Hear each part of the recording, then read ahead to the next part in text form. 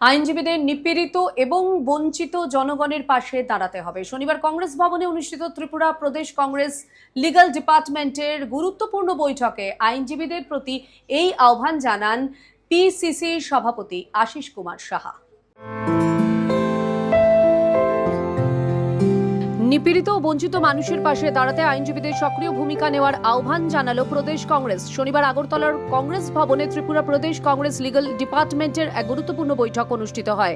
বৈঠকে উপস্থিত ছিলেন প্রদেশ কংগ্রেস সভাপতি আশিস কুমার সাহা, লিগ্যাল ডিপার্টমেন্টের চেয়ারম্যান আইনজীবী হরেকৃষ্ণ ভৌমিক, বিধায়ক তথা সিডব্লিউসি সদস্য সুদীপ রায় বর্মন, বিধায়ক গোপাল চন্দ্র রায় এবং ত্রিপুরা বার অ্যাসোসিয়েশনের সভাপতি মৃণাল কান্তি বিশ্বাস।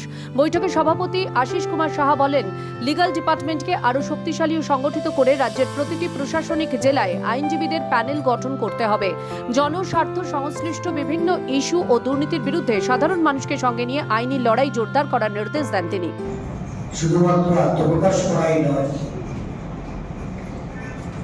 আমাদের দায়িত্ব কর্তব্য পালনে সকলের ঐক্যবদ্ধ যে প্রয়াস, সেই প্রয়াস এটাতে সামিল হওয়া।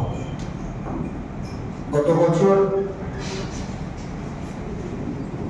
দিল্লিতে সর্বভারতীয় কংগ্রেস লিগ্যাল হিউম্যান রাইটস এবং আরটিআই ডিপার্টমেন্টের একটা কনক্লেভ হয়েছিল।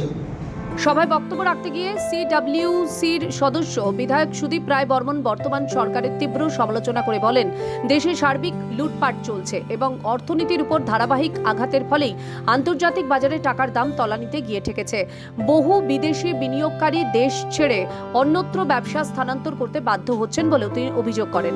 এই পরিস্থিতিতে হাত গুটিয়ে বসে না থেকে দুর্নীতির বিরুদ্ধে সাধারণ মানুষের অধিকার রক্ষায় সকলকে প্রতিবাদী মেজাজে ময়দানে নামার আহ্বান জানান কংগ্রেস নেতৃবৃন্দ। ত্রিপুরা থেকে দেবাশিস বসুর রিপোর্ট, সিএন ত্রিপুরা।